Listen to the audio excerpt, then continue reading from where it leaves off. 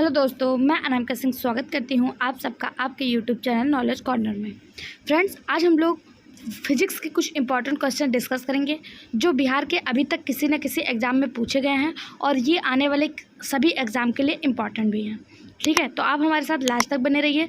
Channel को subscribe करिए, video को लाइक कर दीजिए और ज़्यादा से ज़्यादा शेयर करिए। अगला क्वेश्चन है, प्रकाश वर्ष किसकी इकाई है? समय, गति, दूरी, प्रकाश की तीव्रता, एक से अधिक या इनमें से कोई नहीं। इसका सही जवाब है ऑप्शन सी, दूरी। प्रकाश वर्ष या लाइट ईयर जिसे कहते हैं, ये दूरी मापने की इकाई है। ये जो इकाई है वो सूर्य के प्रकाश के द्वारा जो पृथ्वी तक पहुंचने में लिया गया समय है उसे ही एक लाइट ईयर कहते हैं। ठीक है, अगर आपसे पूछा जाए एक प्रकाश वर्ष बराबर कितना होता है, एक प्रकाश वर्ष बराबर 9.946 × 10⁻15 मीटर होता है।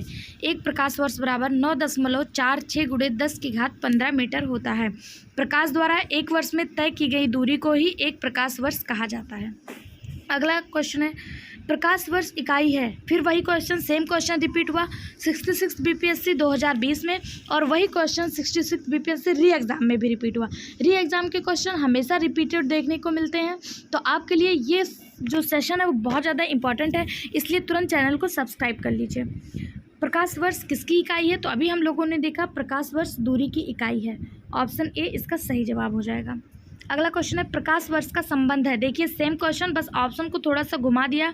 2018 बीपीएससी सीडीपीओ में पूछा गया क्वेश्चन है कि प्रकाश वर्ष का संबंध किससे है, तो वही हो जाएगा दूरी से। प्रकाश वर्ष का संबंध किससे है? दूरी से है। अगला क्वेश्चन है, निम्नलिखित में से कौन टेस्ला के समतुल्य है? यानी कि टेस्ला के नियरेस्ट कौन है? एम्पियर पर न्यूटन, न्यूटन पर कूलाम, न्यूटन पर एम्पियर सेकेंड, न्यूटन पर एम्पियर मीटर। इसका सही जवाब हो जाएगा न्यूटन पर एम्पियर मीटर। ये टेस्ला के समतुल्य है। ऑप्शन डी इसका सही जवाब हो जाएगा न्यूटन पर एम्पियर मीटर। अगला क्वेश्चन है, निम्नलिखित में से कौन सी अदिश राशि है? बल, दाब, वेग, त्वरण, एक से अधिक या इनमें से कोई नहीं। इसका जो सही जवाब हो जाएगा वो हो जाएगा दाब। राशियाँ दो प्रकार की होती हैं, सदिश राशि और अदिश राशि। सदिश राशि वो होता है जिसका बल और परिमाण दोनों ही, दिशा और परिमाण दोनों ज्ञात होता है, उसे सदिश राशि कहते हैं। बल, वेग, त्वरण ये सब सदिश राशियों के अंतर्गत आएंगे, और दाब जो है ये अदिश राशि है। ठीक है, दाब कैसा है? अदिश राशि है। अदिश राशियों के और भी एग्जाम्पल हैं, जैसे आयतन, चाल, दूरी, ये सब अदिश राशियों के एग्जाम्पल के अंतर्गत आते हैं। जिन राशियों को व्यक्त करने के लिए केवल परिमाण की आवश्यकता होती है, दिशा नहीं पता होता है या उनका दिशा ज्ञात नहीं होता है या फिर उनके दिशा की आवश्यकता नहीं होती है, उन्हें अदिश राशियाँ कहते हैं। जैसे आयतन, दाब, चाल, दूरी ये सब अदिश राशियों के एग्जाम्पल हैं। अगला क्वेश्चन है, निम्नलिखित में से कौन सी सदिश राशि नहीं है? अगर वो सदिश राशि नहीं है तो वो अदिश राशि होगी, क्योंकि यहाँ पे दिया कौन सी सदिश राशि नहीं है, यहाँ पे नहीं दिया हुआ है। यानी कि यहाँ से सीधा सीधा पूछ रहा है कि इनमें से कौन सी अदिश राशि है? गति, वेग, बल आघूर्ण जिसे टार्क कहते हैं, विस्थापन, एक से अधिक या इनमें से कोई नहीं। इसका सही जवाब हो जाएगा ऑप्शन ए, गति। गति क्या है? एक अदिश राशि है, यानी कि ये सदिश राशि नहीं है। ऑप्शन ए इसका सही जवाब हो जाएगा। बात करें बल, आघूर्ण, वेग और विस्थापन की, ये तीनों ही सदिश राशियां हैं। अगला क्वेश्चन है, निम्नलिखित में से किस राशि का मात्रक नहीं है? यानी कि कौन सी ऐसी राशि है जिसका कोई मात्रक नहीं है? प्रतिबल, बल, विकृत, दाब, एक से अधिक या इनमें से कोई नहीं। इसका सही जवाब हो जाएगा ऑप्शन सी, विकृति एक ऐसी राशि है जिसका कोई भी मात्रक नहीं है। ऑप्शन सी इसका सही जवाब हो जाएगा। अगला क्वेश्चन है, सोनार तकनीक में होता है, मतलब सोनार तकनीक में किसका यूज होता है? एक्सरे का, इंफ्रारेड तरंगों का, माइक्रोवेव का, एक से अधिक या इनमें से कोई नहीं। इसका सही जवाब हो जाएगा इनमें से कोई नहीं। क्यों? क्योंकि जो सोनार तकनीक होती है जिसका फुल फॉर्म होता है साउंड नेविगेशन एंड रेंजिंग, हो सकता है किसी एग्ज़ाम में सोनार का फुल फॉर्म पूछ ले कि सोनार का फुल फॉर्म क्या होता है, तो सोनार का फुल फॉर्म होता है साउंड नेविगेशन एंड रेंजिंग। ये एक ऐसी तकनीक होती है जिसके द्वारा महासागरों में, मतलब समुद्र के अंदर जो कितनी दूरी है, कोई पत्थर, कोई पहाड़, कोई पर्वत तो बीच में नहीं आ रहा है, कोई किसी भी ऐसी चीज़ों का पता लगाने के लिए नाविकों द्वारा यूज करने वाली तकनीक है और इसमें अल्ट्रासोनिक तरंगों का यूज होता है। ऑप्शन में आपको अल्ट्रासोनिक तरंगे कहीं नहीं दिया हुआ था, इसलिए इसका आंसर हो जाएगा ऑप्शन डी, इनमें से कोई नहीं, क्योंकि साउंड में जो यूज होने वाली तरंगे हैं वो अल्ट्रासोनिक तरंगे हैं। अल्ट्रासोनिक तरंगे ये उच्च आवृत्ति वाली तरंगे होती हैं। इन तरंगों की आवृत्ति 20 किलोहर्ट्ज़ से अधिक होती है। ठीक, अगला क्वेश्चन है 1 किलोमीटर दूरी का तात्पर्य क्या है। हम सभी जानते हैं 1 किलोमीटर बराबर 1000 मीटर होता है। ऑप्शन सी इसका सही जवाब हो जाएगा।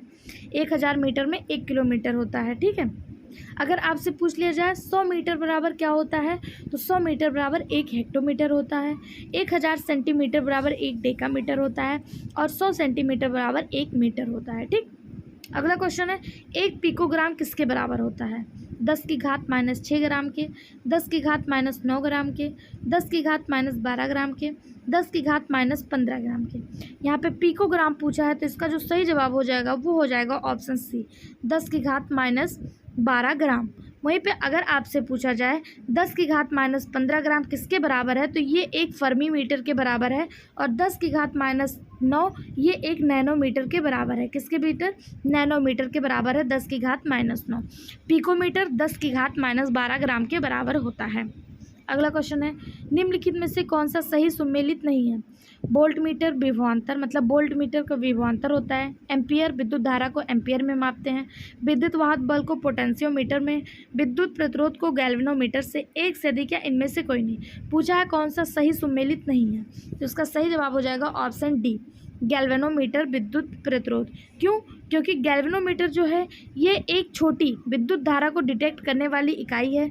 जिस तरह विद्युत धारा को एम्पियर में मापते हैं उसी तरह विद्युत धारा की छोटे छोटे माप को मापने के लिए गैल्वेनोमीटर का प्रयोग किया जाता है, न कि विद्युत प्रतिरोध को मापने के लिए। तो ऑप्शन डी इसका सही जवाब हो जाएगा। अगला क्वेश्चन है पेंडुलम घड़ी की समयावधि यानी कि दोलन काल होता है 1 सेकंड, 2 सेकंड, 1.5 सेकंड या 1 घंटा, 1 आवर्स। इसका सही जवाब हो जाएगा ऑप्शन बी, 2 सेकंड। पेंडुलम घड़ी की समयावधि यानी कि दोलन काल 2 सेकंड की होती है। ऑप्शन बी इसका सही जवाब हो जाएगा। अगला क्वेश्चन है निम्नलिखित में से कौन सा न्यूटन की गति के तीसरे नियम का उपयोग करता है। तीरंदाजी, अंतरिक्ष रॉकेट, वेंचुरीमीटर, एक से अधिक या इनमें से कोई नहीं। इसका सही जवाब हो जाएगा ऑप्शन ए, तीरंदाजी। तीरंदाजी न्यूटन की गति के तीसरे नियम का जो है वो क्या करता है, उपयोग करता है।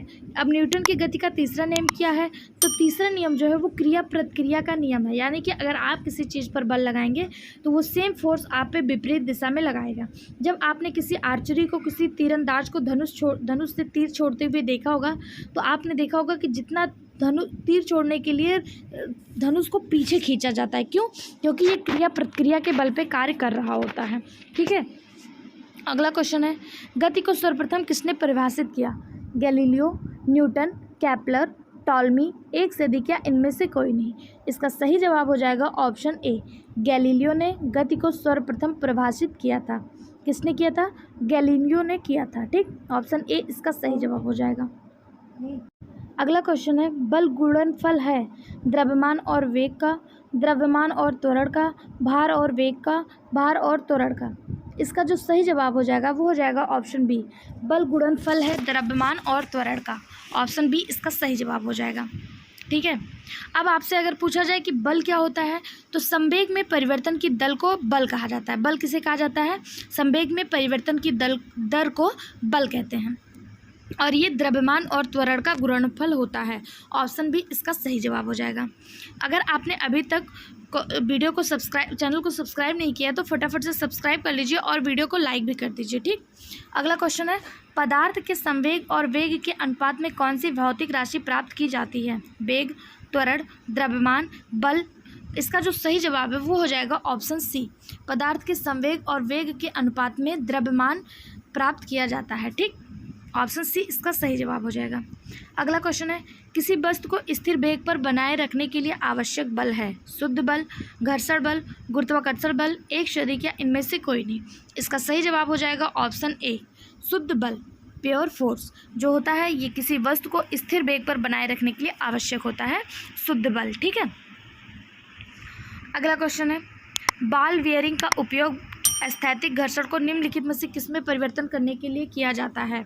रोलिंग घर्षण, ड्रैग, सर्पी घर्षण, एक शदिक या इनमें से कोई नहीं।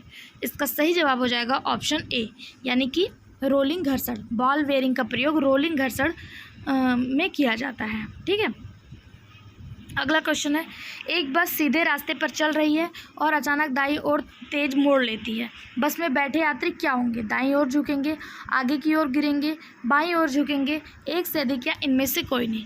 इसका सही जवाब है ऑप्शन सी, बाईं ओर झुकेंगे। अगर बस सीधे चल रही, एक बस है और वो सीधे चल रही है, अचानक बस जो है वो दाईं तरफ टर्न लेता है, तो जो यात्री हैं वो बाईं ओर झुकेंगे। क्यों झुकेंगे? क्योंकि इसमें वही न्यूटन का तीसरा नियम, क्रिया प्रतिक्रिया का बल जो है वो इसमें जड़त्व का नियम जो है वो काम कर रहा है। अगला क्वेश्चन है, एक क्षैतिज वृत्त में स्थिर चाल से घूम रहे पिंड के लिए निम्नलिखित में से कौन सा स्थिर रहेगा? वेग, त्वरण, अवकेंद्रीय बल, गतिज ऊर्जा, एक से अधिक या इनमें से कोई नहीं। इसका सही जवाब हो जाएगा ऑप्शन डी, गतिज ऊर्जा। ऑप्शन डी इसका सही जवाब हो जाएगा।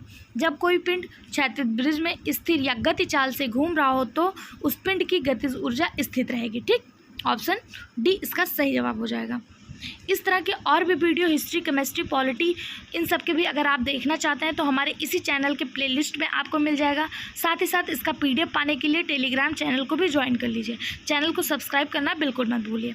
अगला क्वेश्चन है, आपेक्षिकता का सिद्धांत इनमें से किस वैज्ञानिक ने प्रस्तुत किया है?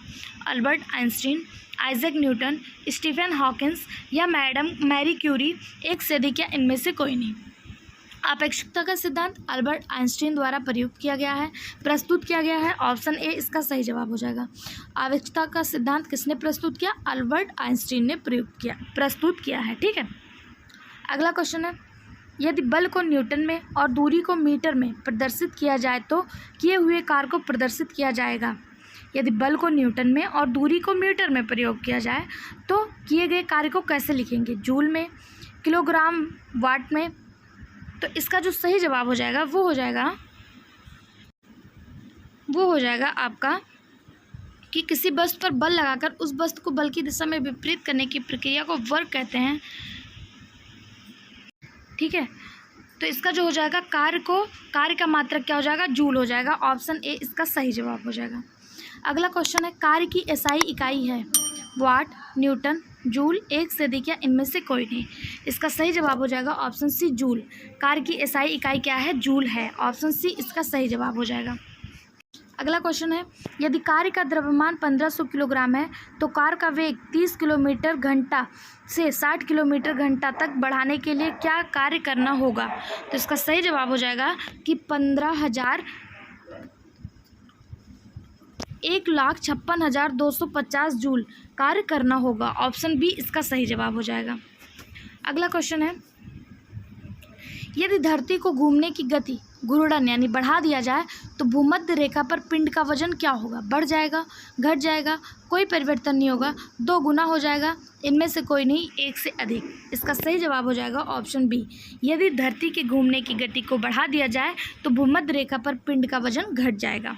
ऑप्शन बी इसका सही जवाब हो जाएगा। अगला क्वेश्चन है, एक वस्तु का भार पृथ्वी की सतह पर मापने पर 100 न्यूटन आता है। इसका भार चंद्रमा की सतह पर मापने पर कितना होगा? 1.67 न्यूटन, 100 न्यूटन, 10 न्यूटन व 16.7 न्यूटन, एक से अधिक या इनमें से कोई नहीं। इसका सही जवाब हो जाएगा 16.7 न्यूटन। अगर वस्तु का भार पृथ्वी की सतह पर 100 न्यूटन है तो चंद्रमा की सतह पर 16.6 न्यूटन हो जाएगा, 16.7 न्यूटन हो जाएगा। क्यों? क्योंकि जो चंद्रमा पर गुरुत्वाकर्षण बल होता है वो पृथ्वी की तुलना में 1/6 गुना होता है, 1/6 हो जाता है। ठीक है, अगला क्वेश्चन जो है वो है, अलग अलग द्रव्यमान की 2 वस्तुएं चंद्रमा की सतह के पास स्वतंत्र रूप से गिरने से क्या होगा? समान परिमाण के बल का अनुभव होगा, अलग अलग त्वरण होगा, उनके जड़त्व में परिवर्तन होगा, किसी भी क्षण एक ही वेग में होगा। यही सही जवाब होगा ऑप्शन डी कि अलग अलग द्रव्यमान की 2 वस्तुएं अगर चंद्रमा से गिर रही हैं स्वतंत्र रूप से तो किसी भी क्षण वो एक ही वेग में होंगी। ऑप्शन डी इसका सही जवाब हो जाएगा। अगला क्वेश्चन है, आप एक लिफ्ट में खड़े हैं, लिफ्ट के फर्श पर आपके भार द्वारा लग रहा बल क्या होगा? अगर आप एक लिफ्ट में खड़े हैं तो लिफ्ट के फर्श पे आपके द्वारा लग रहा बल क्या होगा? तो लिफ्ट के 9.8 मीटर पर सेकंड स्क्वायर के त्वरण से नीचे आते समय शून्य होगा। ऑप्शन बी इसका सही जवाब हो जाएगा कि 9.8 मीटर पर सेकंड स्क्वायर के त्वरण से नीचे आते समय शून्य होगा। ऑप्शन बी इसका सही जवाब हो जाएगा। अगला क्वेश्चन है, पृथ्वी की सतह पर गुरुत्वाकर्षण के कारण त्वरण लगभग कितना होता है? तो पृथ्वी की सतह पर गुरुत्वाकर्षण के कारण जो त्वरण होता है वो 9.8 मीटर पर सेकंड स्क्वायर होता है। ऑप्शन सी इसका सही जवाब हो जाएगा। गुरुत्वाकर्षण को जी से प्रदर्शित किया जाता है। गुरुत्वाकर्षण को किससे प्रदर्शित किया जाता है? जी से प्रदर्शित किया जाता है। और गुरुत्वाकर्षण कितना होता है? 9.8 मीटर पर सेकंड स्क्वायर। ये TRE 3 में पूछा गया क्वेश्चन है और बहुत ज़्यादा इंपॉर्टेंट क्वेश्चन है। यहाँ से क्वेश्चन देखने को मिलता है। हो सकता है अगले एग्जाम में आपसे पूछ लिया जाए गुरुत्वाकर्षण सदिश राशि है या अदिश राशि। तो गुरुत्वाकर्षण एक प्रकार की सदिश राशि है। अगर अभी तक आप लोगों ने चैनल को सब्सक्राइब नहीं किया तो फटाफट सब्सक्राइब कर लीजिए और वीडियो को भी लाइक कर दीजिए। अगला क्वेश्चन है, यदि एक पंख, एक रबर की गेंद और एक लकड़ी की गेंद निर्वात में एक समान ऊंचाई से स्वतंत्रता पूर्वक एक साथ गिर रहे हैं तो क्या होगा? अब यहाँ पे ध्यान देने वाली बात यह है कि यहाँ पे बोल रहा है कि निर्वात में गिर रहे हैं। अगर वो निर्वात में गिर रहे हैं तो चाहे वो पंख हो, गेंद हो या फिर रबड़ की गेंद हो, पंख हो या लकड़ी की गेंद हो, तीनों ही एक साथ ज़मीन पर गिरेंगे। ऑप्शन डी इसका सही जवाब हो जाएगा। क्यों? क्योंकि वो निर्वात में गिर रहे हैं और वहाँ पे कोई हवा नहीं है, कोई फोर्स कार्य नहीं कर रहा है, इसलिए वो तीनों एक साथ ही करेंगे। अगर यहाँ से निर्वात हटा दिया जाए, उसके बाद पूछा जाए तो सबसे पहले जो भारी होगा, यानी कि जो सबसे ज़्यादा भारी होगा रबड़ की गेंद, फिर लकड़ी की गेंद, फिर पंख गिरेगा, क्योंकि सबसे भारी वस्तु जो है वो गुरुत्वाकर्षण का बल उस पर लगेगा और वो सबसे तेज़ गिरेगा। लेकिन यहाँ पर निर्वात पूछा है जिसमें कोई फोर्स कार्य नहीं कर रहा है, तो तीनों एक साथ जमीन पर गिरेंगे। ऑप्शन डी इसका सही जवाब हो जाएगा। अगला क्वेश्चन है, महासागर में ऊंची जल तरंगे कैसे आती हैं? भूकंप से, सूर्य से, तारों से या चंद्रमा से? इसका सही जवाब है ऑप्शन डी, चंद्रमा से। महासागरों में ऊंची जल तरंगे कैसे आती हैं? चंद्रमा के गुरुत्वाकर्षण बल के कारण आती हैं। ठीक है, क्यों? क्योंकि चंद्रमा जो है ये पृथ्वी से सूर्य की तुलना में अत्यधिक नज़दीक है। उसके आकर्षण बल के कारण समुद्र की तरंगें ऊपर उठती हैं। सूर्य के लगने वाला आकर्षण बल उतना प्रभावी नहीं होता, अतः सूर्य द्वारा जल तरंगें चंद्रमा की तुलना में अधिक ऊपर नहीं उठ पाती हैं। और उठती किसके कारण है? तो चंद्रमा के गुरुत्वाकर्षण बल के कारण। ऑप्शन डी इसका सही जवाब हो जाएगा। अगला क्वेश्चन है, चंद्रमा की सतह पर कोई वातावरण नहीं है क्योंकि? चंद्रमा की सतह पर कोई वातावरण नहीं है क्यों? क्योंकि इसका जो सही जवाब हो जाएगा वो हो जाएगा ऑप्शन बी, गैस अणुओं का पलायन वेग उनके वेग के मूल माध्यम मार्ग से कम होता है, इसलिए चंद्रमा की सतह पर कोई वातावरण नहीं है। ऑप्शन बी इसका सही जवाब हो जाएगा। अगला क्वेश्चन है, जब एक पत्थर को चांद की सतह से पृथ्वी पर लाया जाता है तो क्या होता है? उसका द्रव्यमान बदल जाएगा, उसका भार बदल जाएगा, परंतु द्रव्यमान नहीं। भार और द्रव्यमान दोनों बदल जाएंगे, ना द्रव्यमान और ना ही भार बदलेगा। इसका सही जवाब हो जाएगा ऑप्शन बी, कि जब एक पत्थर को चांद की सतह से पृथ्वी पर लाया जाएगा तो उसका भार बदल जाएगा, परंतु द्रव्यमान नहीं बदलेगा। क्यों? उसका जो भार होता है जो चंद्रमा की सतह पर वो 1/6 हो जाता है, इसलिए उसका भार बदल जाएगा और द्रव्यमान नहीं बदलेगा। ऑप्शन बी इसका सही जवाब हो जाएगा। अगला क्वेश्चन है, यदि दो वस्तुओं के बीच की दूरी 2 गुनी कर दी जाए तो उनके बीच गुरुत्वाकर्षण बल क्या होगा? आधा हो जाता है, 1/4 हो जाता है, 4 गुना हो जाता है, 1 से अधिक या इनमें से कोई नहीं। इसका सही जवाब हो जाएगा ऑप्शन बी, यह 1/4 हो जाता है। यदि कोई दो वस्तु है और इनके बीच की दूरी को 2 गुनी कर दी जाए तो इनका जो गुरुत्वाकर्षण बल है वो 1/4 हो जाएगा। ऑप्शन बी इसका सही जवाब हो जाएगा। अगला क्वेश्चन है, एक दिन में पानी पर साबुन की फिल्म दिखाई देती है तो यह सुंदर रंग दिखाती है, यह घटना क्या है? यानी कि जो दिन में पानी पर साबुन की फिल्म दिखाई देती है, जो हमको रंग बिरंगे प्रकाश दिखाई देते हैं बुलबुला सा, वो घटना क्या कहलाता है? प्रकाश का विवर्तन, प्रकाश का अपवर्तन, प्रकाश का ध्रुवीकरण, प्रकाश का व्यतिकरण, एक से अधिक या इनमें से कोई नहीं। इसका सही जवाब हो जाएगा ऑप्शन डी, प्रकाश का व्यतिकरण। ऑप्शन डी इसका सही जवाब हो जाएगा। अगला क्वेश्चन है, एक ठोस के सीधे गैस में परिवर्तन को क्या कहते हैं? ऊर्ध्वपातन, संघनन, वाष्पन या उबलना? इसका सही जवाब हो जाएगा ऑप्शन ए, ऊर्ध्वपातन, यानी कि वेपोराइजेशन। एक ठोस, जैसे कि आपने कभी कपूर को देखा होगा, अगर इसको खुले में रख दें तो ये लिक्विड अवस्था में ना चेंज होकर सीधे गैस अवस्था में उड़ जाता है, भाप बनकर उड़ जाता है। इसी को ऊर्ध्वपातन कहा जाता है। कपूर, नैप्थलीन, ये सब ऊर्ध्वपातन के इम्पॉर्टेंट एग्जाम्पल हैं। अगला क्वेश्चन है, विंडो या घरेलू क्लीनर या परफ्यूम स्प्रे के रूप में इस्तेमाल की जाने वाली स्प्रे बोतलें निम्नलिखित में से किस पे कार्य करती हैं? कोशिका क्रिया पर, बर्नौली के सिद्धांत पर, पास्कल के नियम पर, एक से अधिक या इनमें से कोई नहीं। बीपीएससी 2023 में पूछा गया क्वेश्चन है 11th-12th में। इसका जो सही जवाब हो जाएगा वो हो जाएगा बर्नौली का सिद्धांत। स्प्रे बॉटल, विंडो क्लीनर, ये सब बर्नौली के सिद्धांत पर कार्य करती हैं। ऑप्शन बी इसका सही जवाब हो जाएगा। अगला क्वेश्चन है, बर्फ का एक टुकड़ा पानी से लबालब भरे बीकर में तैर रहा है। जब पूरी बर्फ पिघल जाए तो क्या होगा? पानी फर्श पे फैल जाएगा, बीकर में पानी का स्तर नीचे आ जाएगा, पानी का स्तर पहले गिरेगा और फिर बीकर से बाहर निकल जाएगा, जल स्तर नहीं बदलेगा, एक से अधिक या इनमें से कोई नहीं। इसका सही जवाब है ऑप्शन डी, जल स्तर नहीं बदलेगा। मान लीजिए ये कोई बीकर है, इसमें पानी भरा हुआ है और इसी में बर्फ़ का एक टुकड़ा पड़ जाता है। इसी में बर्फ़ का अगर एक टुकड़ा डाल दिया जाए, बर्फ़ का एक टुकड़ा अगर यहाँ पे पड़ जाए और ये जब बर्फ़ का टुकड़ा धीरे धीरे पिघलेगा तो क्या होगा? कोई परिवर्तन नहीं होगा। क्यों नहीं होगा? क्योंकि वो जो बर्फ़ का टुकड़ा है वो अपने आकार के बराबर ही स्थान को घेर के रखा है।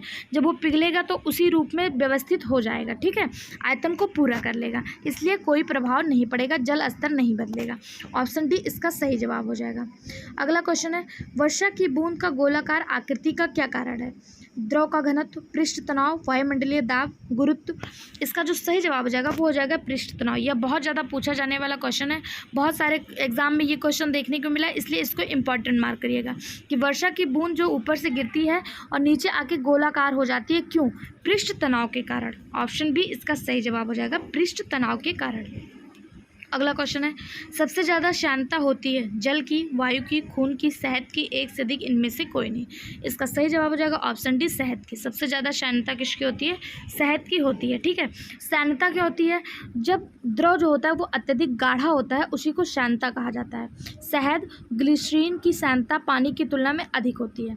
अगर बात करें इनमें से सबसे ज़्यादा किसकी होती है, तो शहद की होती है, शहद के बाद खून की होती है, खून के बाद जल की होती है और जल के बाद वायु की होती है। जो पदार्थ जितना गाढ़ा होता है उसकी श्यानता उतनी ही अधिक होती है।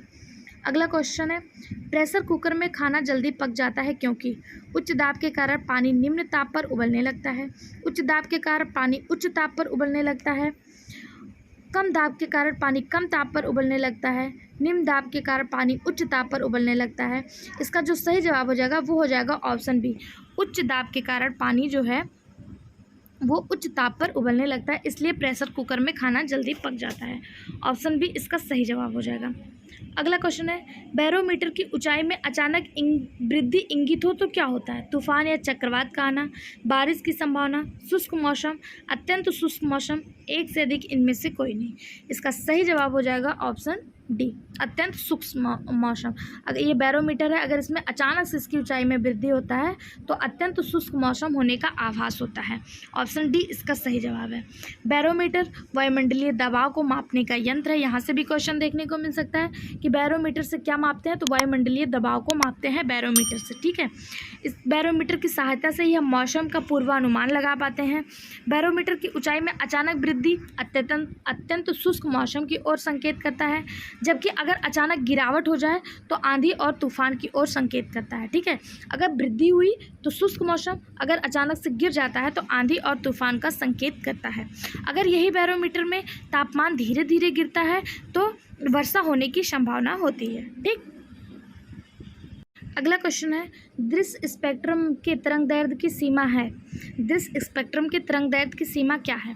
तो इसका सही जवाब हो जाएगा ऑप्शन बी, 3200 एंगस्ट्रॉम से 7600 एंगस्ट्रॉम दृश्य स्पेक्ट्रम की तरंगदैर्घ्य की सीमा है। ऑप्शन बी इसका सही जवाब हो जाएगा। अगला क्वेश्चन है, सौर विकिरण निम्न में से किस परास में दिखता है?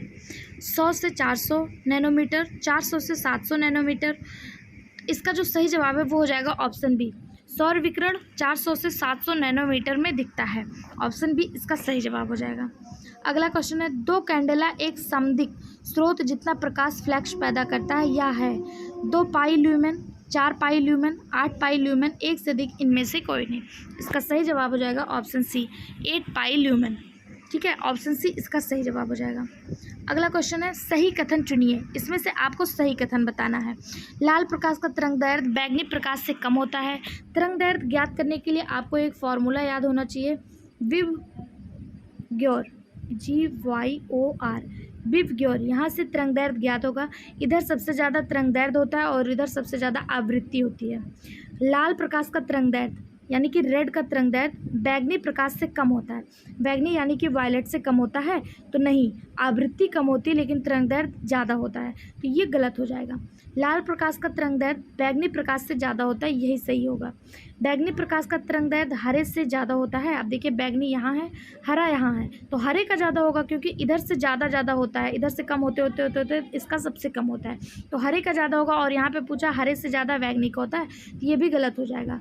बैगनी प्रकाश का तरंगदैर्घ्य पीले प्रकाश से ज़्यादा होता है, ये भी गलत हो जाएगा। इसका जो सही जवाब हो जाएगा वो हो जाएगा ऑप्शन बी, कि लाल प्रकाश का तरंगदैर्घ्य जो होता है वो बैगनी प्रकाश से ज़्यादा होता है। इनफैक्ट लाल प्रकाश का तरंगदैर्घ्य जो होता है वो सभी प्रकाश में सबसे ज़्यादा होता है। ठीक है, ऑप्शन बी इसका सही जवाब हो जाएगा।